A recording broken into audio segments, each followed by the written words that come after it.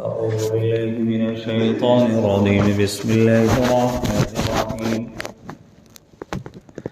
الذين استجابوا لله والرسول جن لوگوں نے حکم مانا اللہ کا اور رسول کا من بعد ما اصابهم القرح بعد اس کے کہ پہنچ چکے تھے ان کو زخم للذین احسنوا منہم جو ان میں نیک ہیں واتقوا اور پرہیزگار ہیں اجر عظیم ان کا ثواب بڑا ہے الذین قال لهم الناس جن کو کہا لوگوں نے ان الناس قد جمعوا لكم کہ مکہ والے آدمیوں نے جمع کیا ہے سامان تمہارے مقابلے کو فخشوہم سو تم ان سے ڈرو فزادہم ایمانا اور زیادہ ہوا ان کا ایمان وقالوا اور وہ بولے حسبنا اللہ ونعم الوکیل کافی ہے ہم کو اللہ اور وہ کیا خوب کارساز ہے فانقلبوا بنعمت من اللہ پھر چلے آئے مسلمان اللہ کے احسان وفضل اور اس کے فضل کے ساتھ لم یمسسہم سوء کہ کچھ نہ پہنچی ان کو کوئی برائی واتبعوا رضوان اللہ اور تابع ہوئے اللہ کی مرضی کے واللہ ذو فضل عظیم اور اللہ کا فضل بڑا ہے انما ذالکم الشیطان یہ جو ہے سو شیطان ہے یخوف اولیاء کہ ڈراتا ہے اپنے دوستوں سے فلا تخافوہم سو تم ان سے مت ڈرو وخافونی اور مجھ سے ڈرو ان کنتم مؤمنین اگر ایمان رکھتے ہو وَلَا يَحْزُنْكَ الَّذِينَ يُسَارِعُونَ فِي الْكُفْرِ اور غم میں نہ ڈالے تجھ کو وہ لوگ جو دوڑتے ہیں کفر کی طرف اِنَّهُمْ لَن يَضُرُّوا اللَّهَ شَيْئًا کہ وہ نہ بگاڑیں گے اللہ کا کچھ يُرِيدُ اللَّهُ أَلَّا يَجْعَلَ لَهُمْ حَظًّا فِي الْآخِرَةِ اللہ چاہتا ہے کہ ان کو فائدہ نہ دے آخرت میں وَلَهُمْ عَذَابٌ عَظِيمٌ اور ان کے لیے بڑا عذاب ہے ان الذین اشتروا الکفر جنہوں نے مول لیا کفر کو بالایمان ایمان کے بدلے لن یضروا اللہ شیئا وہ نہ بگاڑیں گے اللہ کا کچھ ولہم عذاب علیم اور ان کے لیے دردناک عذاب ہے ولا یحسبن الذین کفروا اور وہ یہ نہ سمجھے کہ کافر انما نملی لہم خیر لانفسہم کہ ہم جو مہلت دیتے ہیں ان کو کچھ بھلا ہے ان کے حق میں انما نملی لہم ہم تو مہلت دیتے ہیں ان کو لیزدادوا اسما تاکہ ترقی کریں وہ گناہ میں وَلَهُمْ عَذَابٌ مُهِينٌ اور ان کے لیے عذاب ہے ذلت والا مَا كَانَ اللَّهُ لِيَذَرَ الْمُؤْمِنِينَ اللہ وہ نہیں کہ چھوڑ دے مسلمانوں کو عَلَى مَا أَنْتُمْ عَلَيْهِ اس حالت پر جس پر تم ہو حَتَّى يَمِيزَ الْخَبِيثَ مِنَ الطَّيِّبِ جب تک کہ جدا نہ کر دے ناپاک کو پاک سے وَمَا كَانَ اللَّهُ لِيُطْلِعَكُمْ عَلَى الْغَيْبِ اور اللہ نہیں ہے کہ تم کو خبر دے غیب کی وَلَكِنَّ اللَّهَ يَجْتَبِي مِن رُّسُلِهِ مَن يَشَاءُ لیکن اللہ چھانٹ لیتا ہے اپنے رسولوں میں سے جس کو چاہے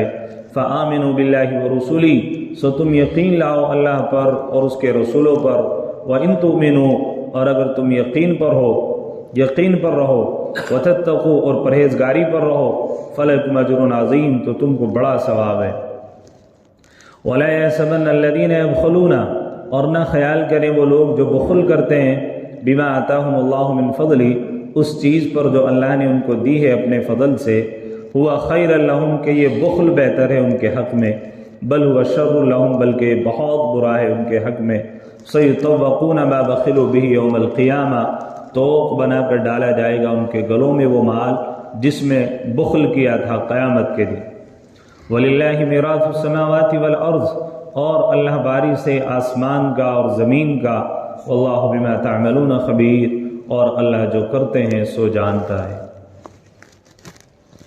گزشتہ آیات میں اللہ رب العالمین نے غزوہ احد کا تذکرہ کیا حضور علیہ السلام جب غزوہ احد میں بہت زیادہ زخمی ہو گئے آپ کے 70 صحابہ شہید ہو گئے اور باقی جتنے بھی تمام کی تمام صحابہ کی جماعت تھی سب زخموں سے چور تھے بڑی کشمکش اور الجھنوں میں تھے بہت زیادہ زخموں سے چور تھے اور اسی مشکل میں اللہ کے نبی حضرت جناب رسول اللہ صلی اللہ علیہ وسلم نے تمام کے تمام صحابہ کو فوراً کوچ کرنے کا حکم دیا کہ چلو ابھی مقابلے کے لیے نکلتے ہیں 15 شوال میں غزوہ احد ہوئی اور 16 شوال میں حضور علیہ السلام پھر ایک اور غزوے کی طرف حضور علیہ الصلوۃ والسلام صحابہ کو کوچ کرنے کا حکم دے رہے ہیں، جبکہ زخموں کی حالت مسلمانوں کی یہ تھی، صحابہ کی یہ تھی کہ کوئی بھی صحابہ اس کنڈیشن میں نہیں تھے کہ اٹھ کر کے فوراً کوچ کر لیتے،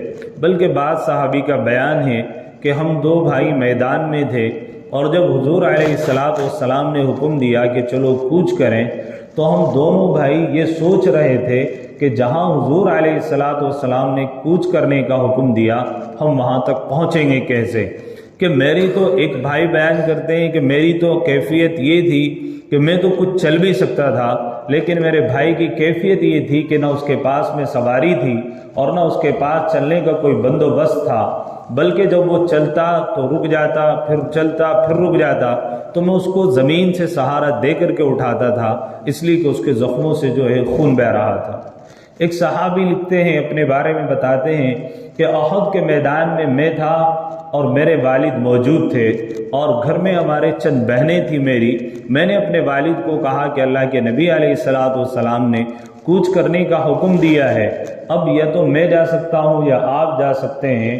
اب چونکہ آپ ایک جنگ میں حضور علیہ الصلوۃ والسلام کے ساتھ میں شریک رہے، تو میری دیرینہ خواہش یہ ہے کہ میں بھی حضور کے ساتھ میں موجود رہوں۔ تو ہم اپنے گھر میں سے ایک نکلے تھے، لیکن جب علیہ الصلوۃ والسلام نے دوبارہ کوچ کرنے کا حکم دیا تو ہمارے گھروں میں صرف بچیاں تھیں، اور ہم دونوں باپ بیٹے اللہ کے نبی علیہ الصلوۃ والسلام کے ساتھ کوچ کر رہے تھے۔ زخموں کا عالم مسلمانوں کا یہ تھا کہ کسی کے پاؤں میں زخم تھا تو کسی کے ہاتھ میں زخم تھا، ہر طرف نفسا نفسی کی سا عالم تھا، ہر آدمی اپنے زخموں کو دیکھ رہا تھا۔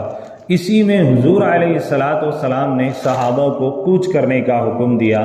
کوچ کرنے کا حکم صحابہ کو اللہ کے نبی نے کیوں دیا تھا کہ جب شکست خوردہ وہ لشکر جو مکہ سے مدینہ پر چڑھائی کرنے کے لیے آیا تھا، جب وہ واپس مکہ میں پہنچ رہے تھے تو ابو سفیان کے دل میں خیال آیا کہ نہ تو محمد کا قتل ہوا اور نہ سارے ہی کے سارے مسلمان مارے گئے، تو ان کے دل میں ایک عجیب سا ملال تھا کہ لڑائی بھی لڑی، فائدہ کچھ حاصل نہیں ہوا، نہ ان کی عورتوں کو باندھی بنایا گیا، نہ ان کے سارے ساز و سامان کو لوٹا گیا، یہ تو جنگ کیا بلکہ ہمارا ہی خود نقصان ہوا۔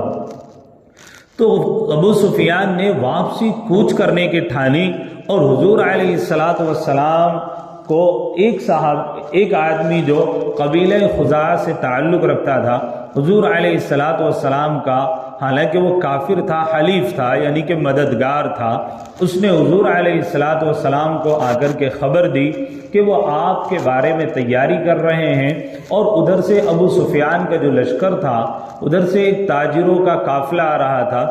اس تاجر غالباً عبداللہ بن ابو قبیس نام تھا ان کا، ان تاجروں کو ابو سفیان نے کچھ پیسے دیے اور کہا کہ جا کر کے شور مچاؤ حضور علیہ الصلوۃ والسلام کے خیموں کے پاس کہ ابو سفیان تمہارے پر ان قریب چڑھائی کرے گا، اور بڑی ساز و سامان کے ساتھ میں آ رہا ہے۔ جب حضور علیہ الصلوۃ والسلام نے یہ بات سنی تو قبیلہ خزاعہ کے ایک آدمی جو ادھر جا رہے تھے مکہ کی طرف، حضور علیہ الصلوۃ والسلام ان کی ملاقات ہوئی، انہوں نے اللہ کے نبی کو دیکھا، خوب دعائیں دی کہ آپ کو اللہ تعالیٰ کامیابی دے، حالانکہ وہ مسلمان نہیں تھے۔ تو انہوں نے پھر ابو سفیان کو جا کر کے بتایا کہ تم جن پر مقابلہ کرنے کی سوچ رہے ہو وہ کل جب کہ تم نے لڑائی کو ختم کیا، وہ اگلے دن صبح سویرے حمراء الاسد کی طرف بڑھ رہے ہیں۔ یہ ایک جگہ کا نام تھا جو احد سے آگے دور کے فاصلے پر ہے، جو مدینہ منورہ سے 8 میل کے فاصلے پر پڑتی ہے، کہ محمد صلی اللہ علیہ وسلم بھوکے بھیڑیوں کی طرح تمہاری طرف شیروں کی طرح کوچ کر رہے ہیں، اور بڑے ساز و سامان کے ساتھ میں وہ لیس ہیں، اور ان قریب وہ تمہارے اوپر اگر حملہ آور ہو جائے تو کوئی ان کے سامنے اور ان کے مقابلے کے لیے نہیں ٹک سکتا ہے، کوئی تاب نہیں لا سکے گا۔ ابو سفیان پر رعب طاری ہوا، اور حضور علیہ الصلوۃ والسلام کے سامنے وہ مقابلے پر نہ آ سکا، واپس مکہ لوٹ گیا۔ تو حضور علیہ الصلوۃ والسلام نے جب صحابہ کو یہ کوچ کرنے کا حکم دیا، اللہ رب العالمین کو حضور علیہ الصلوۃ والسلام کی ادا اور صحابہ کا یہ کوچ کرنا اتنا پسند آیا کہ اللہ تعالیٰ نے اس واقعے کو قرآن کریم میں بیان کیا، فرمایا الذین استجابوا للہ والرسول جن لوگوں نے حکم مانا اللہ کا اور رسول کا، تو یہ جو کوچ کرنا تھا یہ صرف اللہ کے رسول کا حکم نہیں تھا بلکہ اللہ کا بھی حکم تھا۔ اب آپ اندازہ لگائیں رسول اللہ صلی اللہ علیہ وسلم کے حکم کو اللہ نے اپنا حکم کہا ہے۔ اب بعض لوگ حضور علیہ السلام کو صرف یوں کہتے ہیں کہ حدیث کچھ بھی نہیں ہوتی، حضور علیہ السلام کی صرف ایک قاصد کی حیثیت ہے، وہ بھی صرف ہماری تمہاری طرح انسان ہے، اور وہ حضور علیہ السلام کی حدیث کا انکار کرتے ہیں اور کہتے ہیں ہم صرف کتاب اللہ کو مانیں گے، اللہ کے قرآن کو مانیں گے، اس کے علاوہ کسی بات کو تسلیم نہیں کریں گے۔ آپ اندازہ لگائیں کہ حضور علیہ السلام کے حکم کو اللہ اپنا حکم بتا رہا ہے، اس سے زیادہ اور کیا بات ہو سکتی ہے؟ اللہ نے اسی کو بیان کیا کہ جن لوگوں نے حکم مانا اللہ کا اور اس کے رسول کا، من بعد ما اصابهم القرح، بعد اس کے کہ پہنچ چکے تھے ان کو زخم، للذین احسنوا منهم واتقوا اجر عظیم، جو ان میں نیک ہیں اور پرہیزگار ہیں ان کا ثواب بڑا ہے۔ اب صحابہ کرام رضوان اللہ علیہم اجمعین کو اللہ کے نبی علیہ السلام نے یوں کہا کہ میرے ساتھ میں ابھی کون کوچ کرے گا؟ بعض روایت کے مطابق 70 صحابہ نے ہاتھ کھڑے کر دیے اور حضور کے ساتھ میں ہوئے، بعض روایت کے مطابق 200 آدمی حضور علیہ السلام کے ساتھ میں ہو لیے اور حمراء الاسد تک جا کر حضور علیہ السلام نے پڑاؤ ڈالا۔ آگے اسی واقعے کو اللہ نے بیان کیا، الذین قال لهم الناس، جن کو کہا لوگوں نے کہ مکہ والے آدمیوں نے جمع کیا ہے سامان تمہارے مقابلے کو۔ یہ ابو سفیان نے ایک آدمی کو پیسے دیے تھے اور کہا تھا کہ جا کر کے ہمارے بارے میں بتاؤ کہ ہم اتنے لاؤ لشکر کے ساتھ میں آ رہے ہیں، یعنی افواہیں اڑاؤ۔ تو کافروں کی طرف سے افواہوں کا اڑایا جانا، مسلمانوں کو نیست و نابود کر دینے کی بات کرنا اور اسلام کے خاتمے کی فیصلہ کن باتیں کرنا، یہ کوئی نیا تماشا نہیں ہے، بہت پرانا تماشا ہے۔ آج کے زمانے میں بھی کچھ ایسا ہی ہو رہا ہے کہ مسلمانوں کو نیست و نابود کرنے کے لیے نہ جانے کیسی کیسی باتیں کی جا رہی ہیں، کیسے کیسے بیانات دیے جا رہے ہیں اور کیسی کیسی پلاننگ اور منصوبے بنائے جا رہے ہیں، صرف مسلمانوں کو ڈرانے کے لیے، صرف مسلمانوں کو دھمکانے کے لیے۔ کہیں موب لنچنگ کے نام پر مار دیں گے، کہیں گائے کے نام پر زندہ جلا، یہ سب کچھ اسی لیے ہو رہا ہے تاکہ مسلمان مروب ہو جائیں، مسلمان ڈر جائیں۔ اب آپ اندازہ لگائیں مسلمان زخموں سے چور تھے اور بہت زیادہ زخم صحابہ کو آئے ہوئے تھے، اور اس سے زیادہ غم نہیں ہو سکتا کہ 70 شہید ہو گئے، باقی زخم خوردہ حالت میں تھے، خود حضور علیہ السلام کو زخم آئے ہوئے تھے، اور ایسی حالت میں یہ خبر کا مل جانا کہ ان قریب تمہارے اوپر نیا لشکر حملہ کرے گا، آپ اندازہ لگو آدمی کی کیفیت کیا ہوتی ہوگی۔ لیکن کیا کہہ رہا ہے اللہ کا قرآن؟ قد جمعوا لکم فاخشوہم، پس جب ان کو ڈرایا گیا، فزادہم ایمانا، تو ان کے ایمان میں اور زیادتی ہو گئی، وقالو، اور وہ سب کے سب بول پڑے، حسبنا اللہ ونعم الوکیل، کہ ہم کو کافی ہے اللہ اور وہ بہترین کارساز۔ کیا اللہ نے ایمانی جذبہ صحابہ کے اندر رکھا تھا، کیسا توکل، کیسا بھروسہ اللہ کی ذات عالی پر ان کو تھا کہ ہونا تو یہ چاہیے تھا کہ وہ ڈر جاتے، دبک جاتے، باتیں کرنے لگتے ہماری طرح، لیکن ان سب نے کیا کہا؟ فخشوہم، اللہ ان کے ایمان کی گواہی دے رہا ہے کہ فزادہم ایمانا، جو ان کو ڈرایا گیا اتنے ہی زیادہ ان کے ایمان میں اور تازگی ہوتی گئی، ان کا ایمان بڑھتا گیا۔ یہاں سے معلوم ہوتا ہے کہ ایمان کی جو بندے کی کیفیت ہوتی ہے وہ کبھی بڑھتی ہے اور کبھی گھٹتی ہے۔ فزادہم ایمانا وقالوا حسبنا اللہ، اور ساروں نے مل کر کے کہا کہ کافی ہے ہمیں اللہ اور وہی بہترین کارساز ہے۔ اس کے بارے میں بعض مفسرین کرام لکھتے ہیں کہ حسبنا اللہ کا یہ جو جملہ ہے سب سے پہلے کس نے بولا؟ بعض لکھتے ہیں کہ حضرت ابراہیم خلیل اللہ کو جب آگ میں ڈالا جا رہا تھا ایک جھولے کے ذریعے سے، تو آپ کو برہنہ کر دیا گیا تھا، رسیوں سے باندھ دیا گیا تھا، اور جس وقت آپ کو آگ میں ڈالا جا رہا تھا اس وقت ابراہیم خلیل اللہ کی زبان سے سب سے پہلے یہ کلمہ جاری ہوا، حسبنا اللہ ونعم الوکیل، کہ میرا اللہ مجھے کافی ہے اور وہ بہترین کارساز ہے۔ اور اللہ تعالیٰ نے وہ کر کے دکھایا کہ لوگ سوچ رہے تھے کہ ابراہیم اب خاک ہو جائے گا، لیکن اللہ تعالیٰ نے آگ کو گلے گلزار بنا دیا۔ تو سب سے پہلے جملہ حضرت ابراہیم علیہ السلام نے حسبنا اللہ و نعم الوکیل بولا۔ اسی بارے میں حضرت ابراہیم کے بارے میں آتا ہے کہ کل قیامت میں اللہ تعالیٰ سب سے پہلے تمام انسانوں کو برہنہ اٹھائے گا، یعنی ننگا ہونے کی حالت میں اٹھائے گا۔ سب سے پہلے جو لباس پہنایا جائے گا وہ حضرت ابراہیم علیہ نبینا علیہ السلام ہوں گے کہ قیامت میں سب سے پہلے ان کو جو ہے لباس پہنایا جائے گا، اس لیے کہ ان کو جو دنیا میں عذاب دیا جا رہا تھا ان کے کپڑے اتار کر کے عذاب دیا جا رہا تھا، اس لیے اللہ کل قیامت کے دن سب سے پہلے ان کو جو کپڑے پہنائے گا وہ قیامت میں سب سے پہلے کپڑے حضرت ابراہیم علیہ السلام کے۔ تو صحابہ کرام رضوان اللہ علیہم اجمعین کو ان لوگوں نے مرعوب کرنا چاہا، لیکن تمام کے تمام صحابہ نے کیا کہا؟ حسبنا اللہ و نعم الوکیل فانقلبوا بنعمت من اللہ وفضل لم یمسسہم سوء۔ اس کے بارے میں ایک بات علماء مفسرین نے لکھی ہے کہ اس بات کے کہنے سے پہلے کہ کافی ہے ہم کو اللہ اور وہ بہترین کارساز ہے، اور ان کو بجائے مرعوب ہونے کے ان کے ایمان میں جو اور زیادتی ہوئی اس کی وجہ کیا تھی، اس کو اللہ نے پچھلی آیت میں بیان کیا کہ ان میں سے بہت سے لوگ نیک ہیں، واتقوا اور پرہیزگار ہیں، اور ان کے لیے بڑا ثواب ہے۔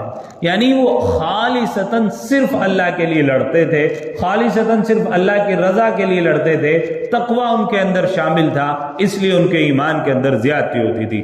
ورنہ آپ کو بے شمار لوگ غیر مسلم بھی جنگ و جدال کرنے والے بڑے بڑے کمانڈر ایسے مل جائیں گے جو اپنے بادشاہوں کے کہنے پر اپنی گردنوں کو انہوں نے کٹا دیا، لیکن اس میں کہیں بھی آپ کو اللہ کی رضا شامل نہیں ملے گی۔ اپنے آقاؤں کے کہنے پر انہوں نے گردنوں کو کٹا دیا، اپنی جان کے نذرانے پیش کر دیے۔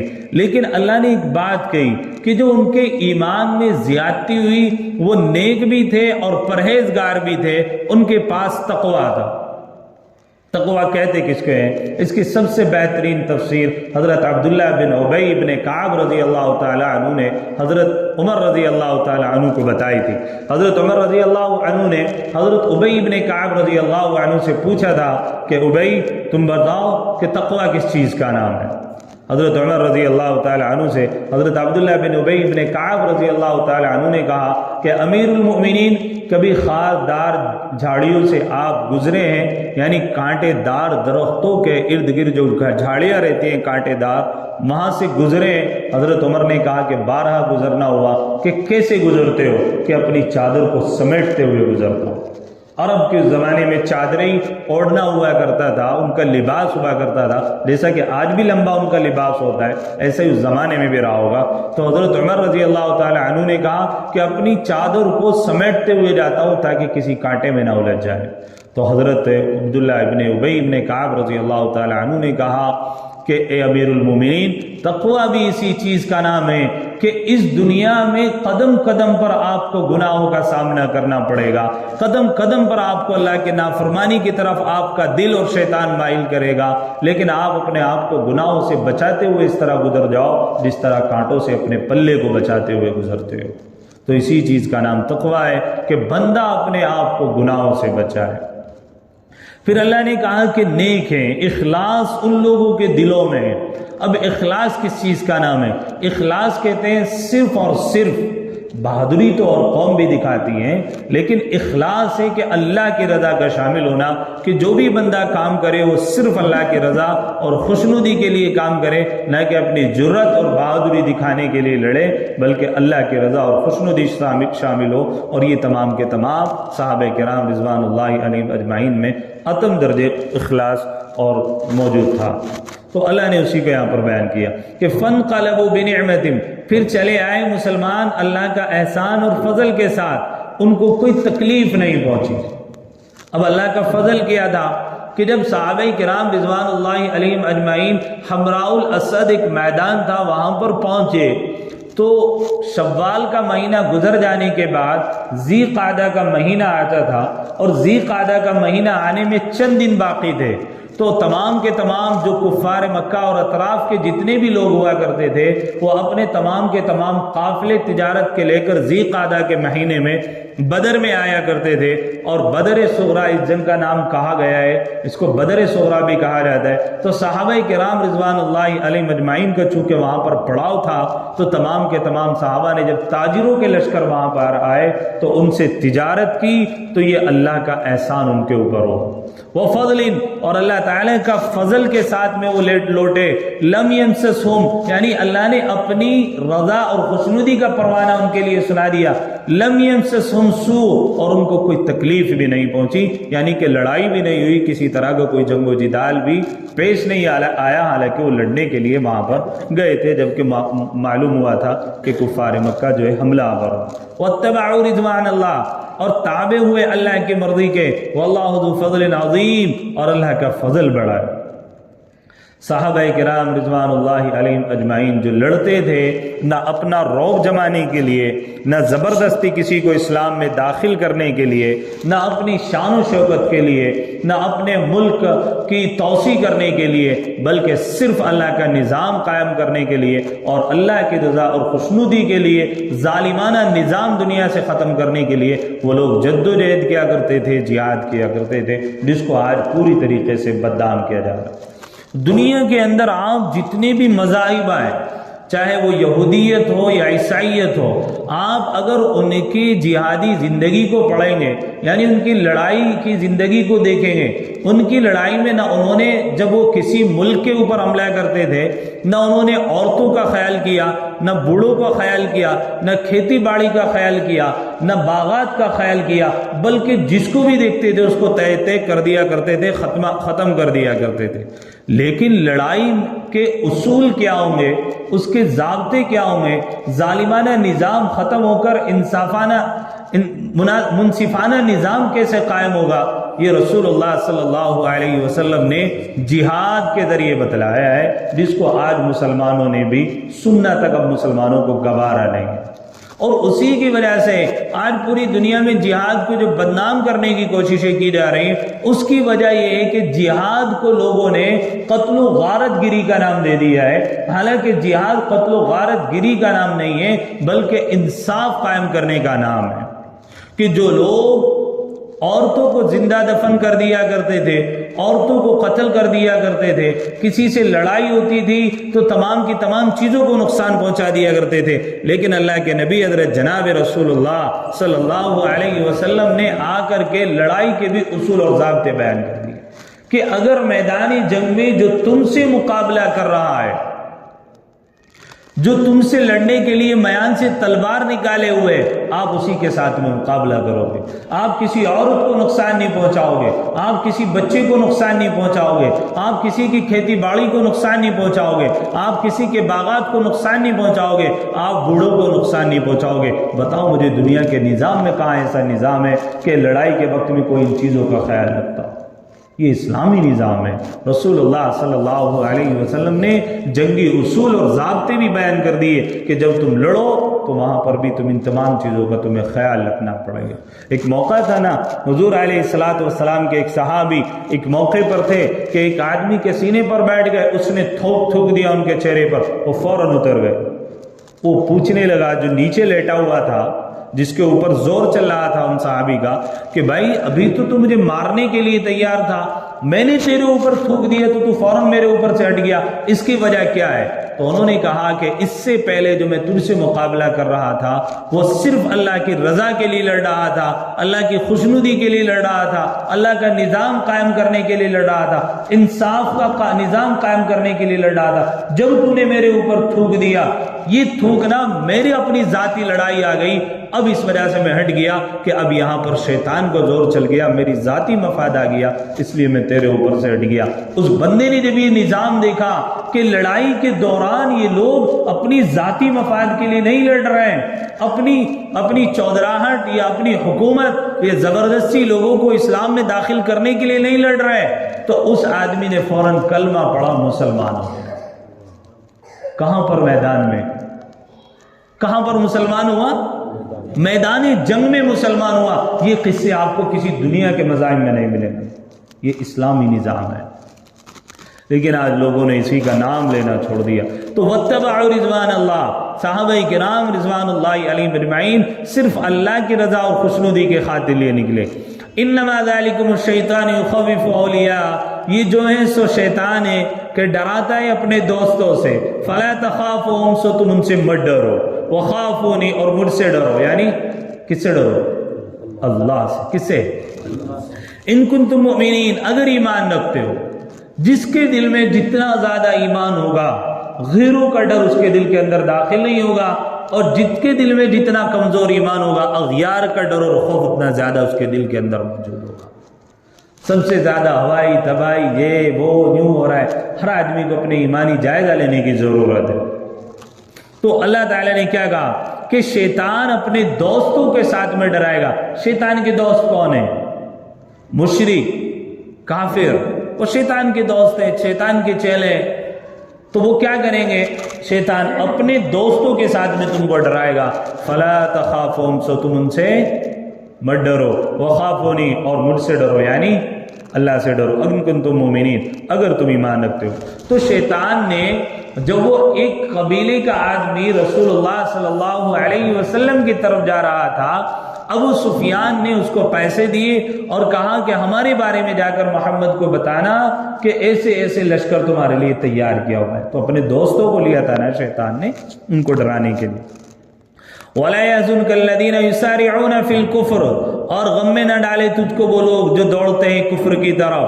إِنَّهُمْ لَن يَضُرُّوا اللَّهَ شَيْئًا، کہ وہ بگاڑ نہ سکیں گے اللہ کا کچھ بھی. يُرِيدُ اللَّهُ أَلَّا يَجْعَلَ لَهُمْ حَظًّا فِي الْآخِرَةِ، اللہ چاہتا ہے ان کو فائدہ نہ دے آخرت میں. وَلَهُمْ عَذَابٌ عَظِيمٌ، اور ان کے لیے بڑا عذاب ہے. یعنی اللہ تعالیٰ کہہ رہے ہیں رسول اللہ صلی اللہ علیہ وسلم ہر انسان کی طرف سے بڑے غمزدہ رہتے تھے، چاہے مسلمان ہو چاہے کافر ہو مشرک ہو. رسول اللہ صلی اللہ علیہ وسلم کو غم ستاتا تھا کہ یہ کیسے میرے مقابلے میں کھڑا ہوا ہے، کیسے ایمان کو اس نے چھوڑ دیا اور کیسے اللہ کی وحدانیت کا انکار کر رہا ہے. رسول اللہ صلی اللہ علیہ وسلم غم کھاتے تھے. تو اللہ نے کہا کہ جو دوڑ رہے ہیں کفر کی طرف یہ ہرگز اللہ کا کچھ نہیں بگاڑیں گے. آپ اتنا زیادہ اپنے آپ کو ہلکان مت کریں، اتنا زیادہ غم میں مبتلا مت کریں. یرید اللہ، اللہ تعالیٰ چاہتا ہے کہ ان کو فائدہ نہ دے آخرت. اللہ نے تو سب کے لیے لکھا ہوا ہے نا جو جس کے حق میں ہونا ہے. وَلَهُمْ عَذَابٌ عَظِيمٌ، اور ان کے لیے بڑا عذاب ہے. ان الذین اشتروا الکفر بالایمان، پھر جنہوں نے مول لیا کفر کو ایمان کے بدلے. لن یضروا اللہ شیئا، وہ بھی بگاڑ نہ سکیں گے اللہ کا کچھ. وَلَهُمْ عَذَابٌ عَلِيمٌ، اور ان کے لیے دردناک عذاب ہے. بہت سارے منافق تھے. جب مسلمانوں کا پلہ ہلکا ہوتا تھا، مسلمان کچھ کمزوری کی حالت میں ہوتے تھے، تو مسلمانوں کے اوپر بڑے زبردست طنز کستے تھے، بہت بڑے غلط الٹے سیدھے کمنٹ کستے تھے. یار یہ مسلمان یوں کرتے ہیں، یہ یوں کرتے ہیں. اور جو ہی مسلمانوں کا پلہ بھاری ہوتا تھا تو ان کی واہواہی کرتے تھے تاکہ ان کو زیادہ مال مل جائے، مال غنیمت مل جائے. تو اللہ نے اسی کو کہا کہ اگر یہ لوٹ رہے ہیں ایمان کے بدلے کفر میں جا رہے ہیں تو اللہ کا کیا نہیں کر سکیں گے؟ کچھ بھی بگاڑ نہیں سکیں گے. ساری دنیا مل کر اللہ کی نافرمانی پر اتر جائے، اللہ کی بڑائی اور کبریائی میں ذرہ برابر کمی نہیں آ سکتی. اور ساری کی ساری دنیا مل کر اللہ تعالیٰ کی فرما برداری پر آ جائے اور یوں چاہے کہ اللہ کی بڑائی اور عزت میں ہم تھوڑا سا اضافہ کر دیں، ذرہ برابر اضافہ نہیں کر سکتی. وہ تو وہ ذات ہے. وَلَهُمْ عَذَابٌ عَلِيمٌ، اور ان کے لیے بڑا دردناک عذاب. وَلَا يَحْسَبَنَّ الَّذِينَ كَفَرُوا أَنَّمَا نُمْلِي لَهُمْ خَيْرٌ لِأَنفُسِهِمْ، اور یہ نہ سمجھے کافر کہ ہم جو مہلت دیتے ہیں ان کو کچھ بھلا ہے ان کے حق میں. إِنَّمَا نُمْلِي لَهُمْ لِيَزْدَادُوا إِثْمًا، ہم تو مہلت دیتے ہیں ان کو تاکہ ترقی کرے وہ گناہ میں. وَلَهُمْ عَذَابٌ مُهِينٌ، اور ان کے لیے ذلت والا عذاب. اللہ تعالیٰ نے کیا زبردست بات ارشاد فرمائی کہ یہ نہ سمجھے وہ لوگ کون کافر کہ ہم جو مہلت دیتے ہیں ان کو بھلا ہے ان کے حق میں. بعض لوگ یہ کہتے تھے رسول اللہ صلی اللہ علیہ وسلم کے زمانے میں کہ اگر تمہارا خدا تمہارے اوپر اتنا مہربان ہے، تمہارے پاس پھٹے ہوئے کپڑے ہیں، پہننے کے لیے بہترین جوتا نہیں ہے، کھانے کے لیے 2 وقت میں پیٹ بھر کے روٹی تمہیں نہیں ملتی، اور تم کہتے ہو ہمارا رب ہمارے اوپر مہربان ہے، تمہارا اللہ تمہارے اوپر مہربان ہے، تو یہ کیسے ہو سکتا ہے؟ تو اور ہمیں دیکھو ہم جس کی عبادت کرتے ہیں، جس کی پوجا کرتے ہیں، انہوں نے ہمیں کتنا نوازا ہوا ہے. آج بھی ہے، ہمارے مسلمانوں کے بھی آج کے لیے ذہن میں سوالات گھر کر جاتے ہیں۔ علامہ اقبال نے بھی بڑا شکوہ کیا تھا نا کہ برق گرتی ہے تو بیچارے مسلمانوں پر، اس طرح کر کے علامہ اقبال صاحب کا ایک شکوہ ہے، انہوں نے اللہ تعالیٰ سے شکایت کی تھی، بڑا لمبا چوڑا انہوں نے بہت سارے اشعار، بعض علماء نے کفر کا فتویٰ بھی لگایا تھا، لیکن پھر علامہ اقبال نے شکوے کے جواب میں پھر لکھا جواب شکوہ، یعنی اللہ سے پہلے شکایتیں کی انہوں نے، پھر خود ہی اللہ کی طرف سے جواب شکوہ بھی لکھا کہ اللہ بندوں کو جواب یہ دے رہا ہے، تو خود ہی لکھا، بہت اچھا ہے، کسی کے پاس ہو یا نیٹ پہ بھی سرچ کر کے پڑھنا، بہت اچھا لگے گا آپ کو، بہت اچھی اچھی باتیں انہوں نے لکھی اس میں، کہ خوشنودی تو ہے اغیاروں پر اور برق گرتی ہے تو بیچارے مسلمانوں پر، اس طرح کر کے بہت زیادہ انہوں نے اس میں لکھا ہے، مجھے فی الحال یاد نہیں ہے، پھر کبھی موقع دیکھیں گے۔ تو اللہ تعالیٰ نے کہا کہ آپ جو ان کافروں کو ہم نے مہلت دی ہے تو ان کے حق میں بھلا نہیں ہے، بلکہ ہم نے مہلت دی ہے تاکہ ترقی کریں وہ اور زیادہ گناہ میں، اور ان کے لیے پھر ذلت والا عذاب۔ اللہ تعالیٰ ظالم کا جلدی سے پنجہ نہیں پکڑتے، ڈھیل دیتے رہتے ہیں، حدیث میں اللہ تعالیٰ ظالم کو ڈھیل دیتا رہتا ہے، اور جب پکڑتا ہے ایسا پکڑتا ہے کہ لوگوں کے لیے عبرت بنا دیتا ہے، بڑی زبردست اللہ کے ظالم کے لیے پکڑا۔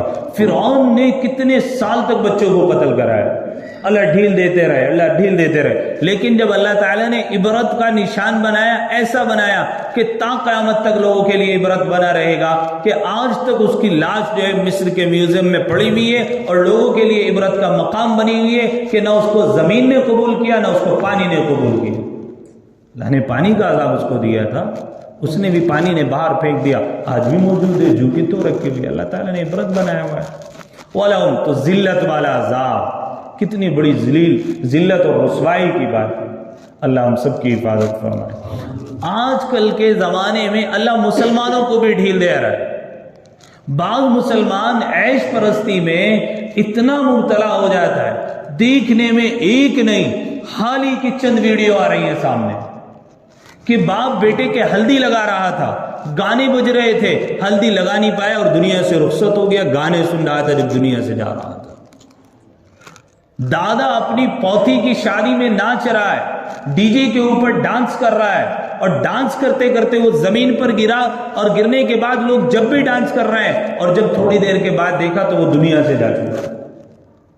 اور مسلمانوں کے لڑکوں کی حالت یہ برتھ ڈے پارٹی منا رہے ہیں، کیک ایک دوسرے کے چہروں پر، اب تو ایک نیا رواج میں نے دیکھا ہے، ڈنڈوں سے پٹائی کر رہا ہے جس کا برتھ ڈے، مار رہا ہے اس کو، اور وہ کیک کھانے کا نام نہیں، ہمارے بچے کسی اور کے نہیں، چہروں پر مل رہے ہیں، بے حرمتی رزق ہی کر رہے ہیں، کہاں سے رزق مل جائے گا۔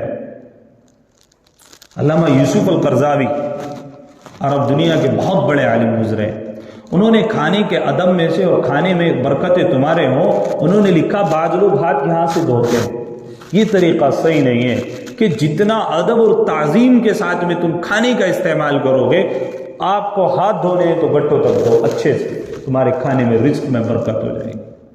پہلے زمین پر روٹی پڑی ملتی تھی، لوگ اٹھا کر کے اس کو ایک طرف ڈالتے تھے، رزق میں برکت تھی، فراوانی تھی، ہر آدمی کے گھر میں اناج کی کوٹھی ہوا کرتی تھی، آج تو کوسوں کوسوں دور بھی دیکھنے کو نہیں ملتی۔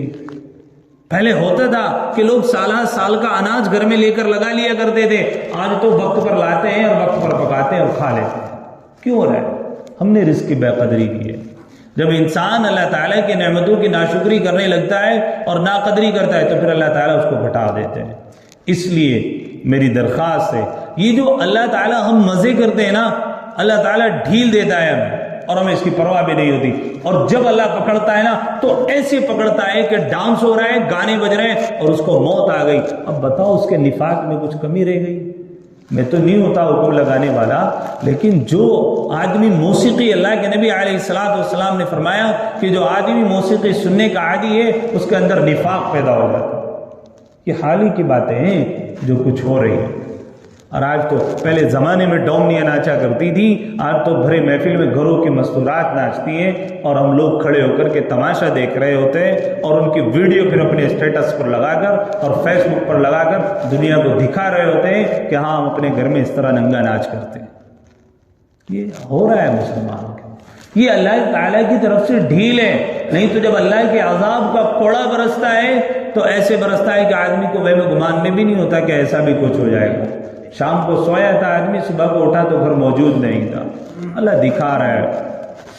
تو اللہ نے کہا کہ ان کو مہلت دیتے رہتے ہیں، تو وہ یہ نہ سمجھے کہ ہم نے ان کو مہلت دی، بلکہ ہم ان کو کیا کرتے ہیں کہ کرو تمہیں جو چھکے کرنا ہے، پھر ہم ان کو کیا کرتے ہیں ذلت والا عذاب دیتے. تو آج کے زمانے میں جو اغیار اگر خوش ہو رہے ہیں، آگے اللہ نے کہا ما کان اللہ لیذر المؤمنین علی ما انتم علیہ. دیکھو اللہ نے صاف کہی بات.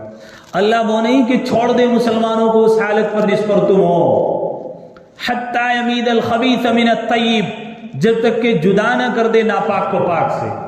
اللہ چھٹائی کرتا ہے ناپاک کو.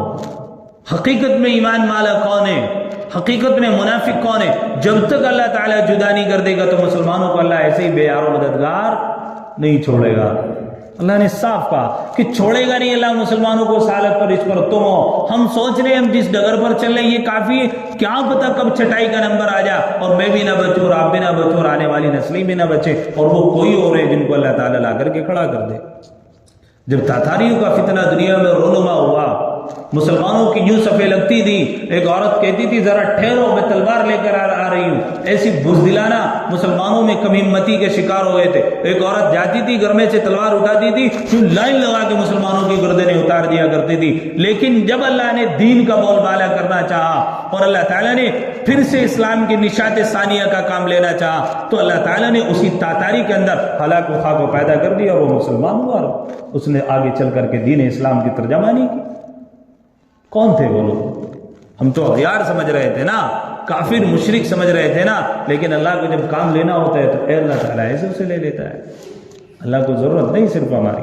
اللہ نے صاف کہا کہ ما کان اللہ لیذر المؤمنین، کہ چھوڑ دے مسلمانوں کو اس حالت پر جس پر تم ہو جب تک کہ جدا نہ کر دے ناپاک کو پاک سے. تو اللہ کے نبی علیہ الصلوۃ والسلام کے ساتھ میں جو صحابہ کی جماعت تھی ان میں کچھ منافق لوگ تھے. اللہ تعالیٰ نے ان منافقوں کو پہلے ہی الگ کروا دیا تھا. کل صحابہ کی 700 آدمیوں کی جماعت رہ گئی تھی اور 300 آدمیوں کو اللہ تعالیٰ نے پہلے ہی چھاڑ دیا تھا. تو اللہ تعالیٰ کرتا ہے. وما كان الله ليطلعكم على الغيب، اور اللہ نہیں ہے کہ تم کو خبر دے غیب کی. ولكن الله يجتبي من رسله من يشاء، لیکن اللہ چھانٹ لیتا ہے اپنے رسولوں میں سے جس کو چاہے. یعنی یہ نہیں، اس کا مطلب یہ نہیں ہے کہ اللہ تعالیٰ غیب کی خبر تو کسی کو نہیں دیتا، لیکن بعض رسولوں کو اللہ تعالیٰ چھانٹ لیتا ہے غیب کی خبر دیتا ہے، ایسا نہیں. بلکہ اس کا مطلب یہ ہے فآمنوا باللہ ورسولہ، کہ تم یقین لاؤ اللہ پر اور اس کے رسولوں پر، یعنی کہ ان کی بات کو پکا مانو. ہاں کیوں؟ دوسری آیت میں اللہ تعالیٰ نے منع کیا کہ غیب کا علم کسی کے پاس نہیں. اچھا یہ اگر غیب کا علم کسی کے پاس میں ہوتا تو رسول اللہ صلی اللہ علیہ وسلم کو، جس میں بعض لوگوں نے اس سے استدلال کیا کہ اللہ تعالیٰ نے خود کہا کہ ہم نے چھانٹ لیا بعض رسولوں کو کہ ہم نے ان کو علم غیب دیا، جیسا کہ احمد رضا خان بریلوی نے کہا اسی آیت سے استدلال کرتے ہوئے. اگر اللہ تعالیٰ نے پیغمبر کو غیب کا علم دیا تھا تو یہ آیت دوسری ہے، اور اس آیت کا نزول کا جو نمبر ہے وہ جو ہے 86واں نمبر ہے، اور قرآن کریم میں 6666 آیتیں ہیں اور 114 صورتیں ہیں، اور اس صورت کا نمبر تیسرا ہے. کون سا بھائی؟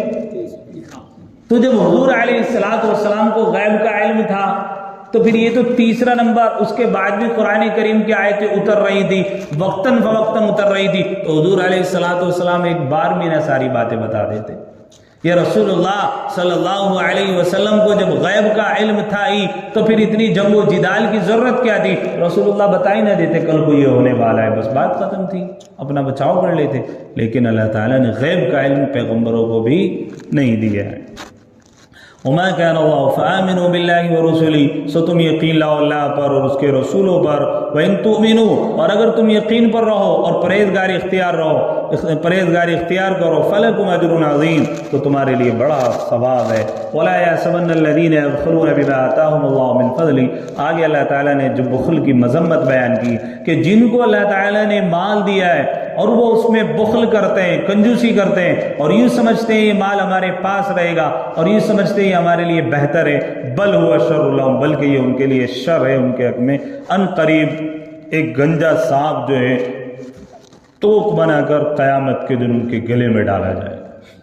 تو اللہ تعالیٰ نے یہاں بخل کی بڑی مذمت کی. اللہ نے قرآن میں دوسری جگہ کہا وَمَن يَبْخَلْ فَإِنَّمَا يَبْخَلُ عَن نَفْسِهِ وَاللَّهُ الْغَنِيُّ وَأَنْتُمُ الْفُقَرَاءُ کہ جو لوگ بخل کرتے ہیں، کنجوسی اختیار کرتے ہیں، تو وہ اپنے ہی لیے کنجوسی اختیار کرتے ہیں. اللہ تعالیٰ تو مالدار ہے اور تم غریب ہو. یعنی کہ اللہ تعالیٰ نے جن کو مال دیا ہے وہ اپنے مالوں میں سے زکوٰۃ ادا کریں.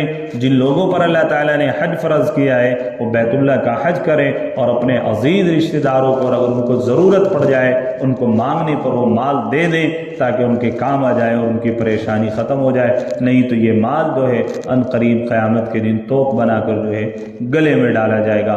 بعض روایت میں آتا ہے کہ آدمی دنیا سے رخصت ہو جاتا ہے اور پیچھے اس کا جو مال رہ جاتا ہے جس کو اس نے کسی کار خیر میں نہیں لگایا، تو کل قیامت کے دن اس سے اس مال کے بارے میں بھی باز پرس ہوگی اور گنجا سانپ بنا کر اس کے گلے میں ڈال دیا جاتا ہے. وَلِلَّهِ مِيرَاثُ السَّمَاوَاتِ وَالْأَرْضِ اور اللہ ہی کے میراث سے یعنی اللہ ہی وارث ہے جو کچھ آسمانوں میں ہے اور جو کچھ زمینوں میں ہے.